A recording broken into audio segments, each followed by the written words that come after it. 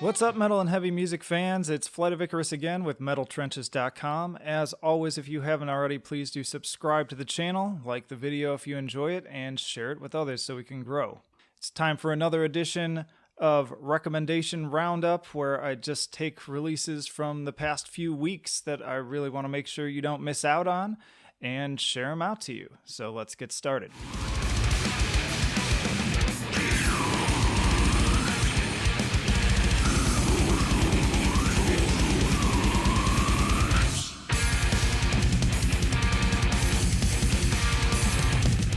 First up, we've got brutal sci-fi technical death metal from Spain. This is Wormed, going all Event Horizon on your ears with their latest EP via Season of Mist.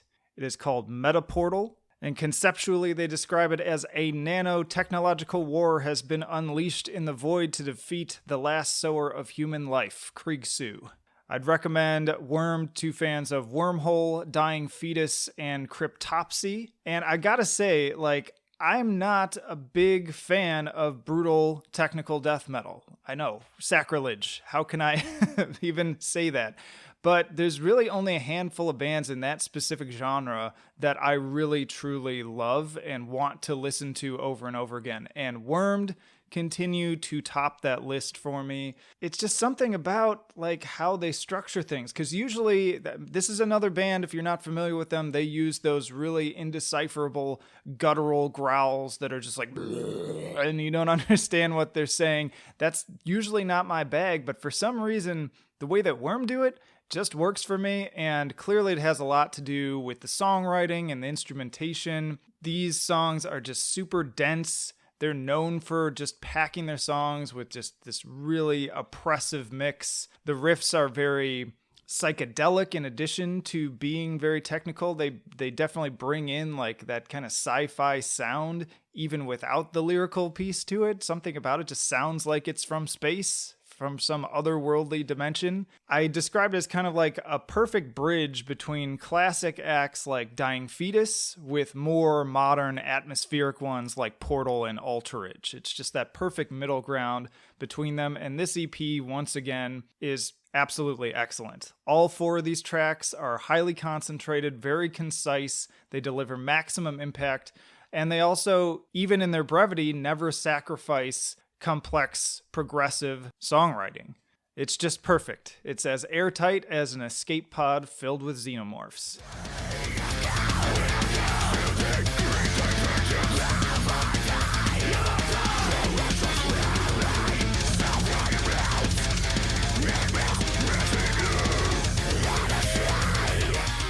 Next up, we've got some deathcore death metal from Idaho band Luck Won't Save You, which features the drummer from Rivers of Nile. And they just dropped their second EP called Idols of Existence. I'd recommend Luck Won't Save You to fans of Aborted, Within the Ruins, and Chelsea Grin.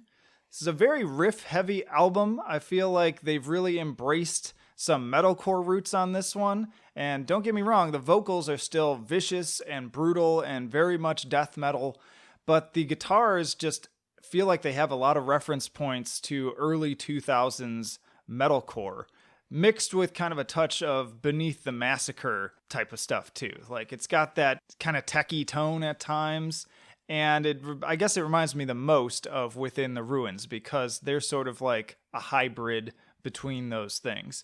But in any case, very high octane, just nonstop. Lots of great hooks, but also some really killer layers of atmosphere due to the synth and pianos that are also in the mix. And this EP, despite being relatively short, has a laundry list of guest appearances, including members of Dethrone the Sovereign, Archaic, Dawn of Ouroboros, and many more. Really great EP, no filler, you won't be disappointed. What are you waiting for? Get on it.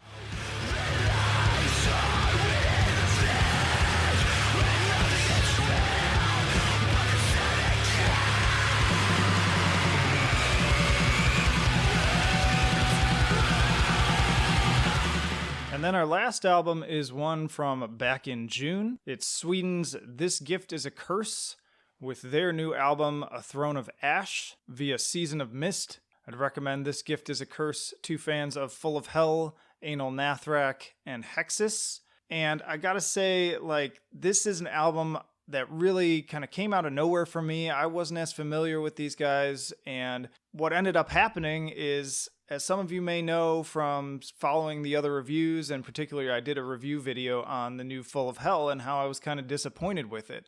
And ultimately, when I listened to A Throne of Ash, my first thought was, this is what I was expecting from that Full of Hell album. Like, this is what I wanted. So personally, for me, not that I'm saying you shouldn't like Weeping Choir or that Weeping Choir was like a bad album, I just consider A Throne of Ash to be a better version of that. I think it's better paced, more consistently engaging, and arguably even more destructive. And again, that's just my personal opinion. That's even why I try to call these recommendations as opposed to reviews, because it's all subjective. Grind and black metal and noise and just every ugly sound you can think of gets thrown into the mix here, and I absolutely love that.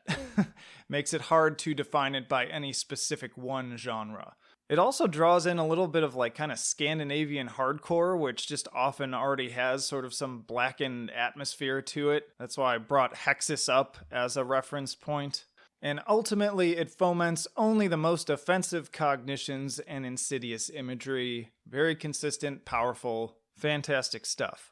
And that'll do it for this recommendation roundup. I hope you enjoyed all these albums. They will be linked down in the description with their full reviews and streams.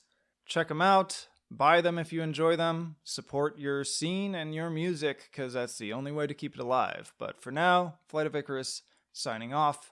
I will see you in the trenches.